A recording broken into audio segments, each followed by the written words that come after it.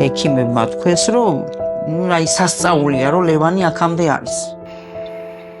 უთლის სასწაული. კურიერია ლევანი. მიქონდა შეკვეთა და ამ მუშაობის დროს, გზაზე გადასვლის დროს მანქანამ დაარტყა. ხო და დაზიანდა. თვალი დამიხუჭა, რომნები ხან არის რომ ხუჭავს თვალს. დედი, ლევანი. აბა დედის.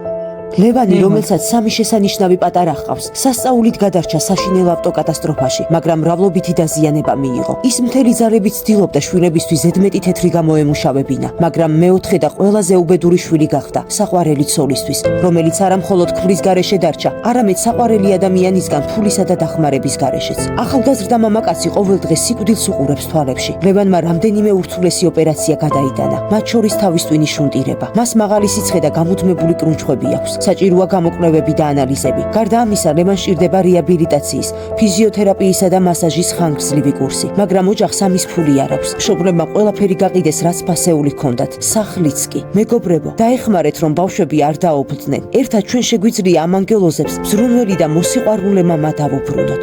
გადარიცხეთ ნებისმიერი თანხა ჩერნოვეცკის ფონდის ოფიციალური საიტის მეშვეობით.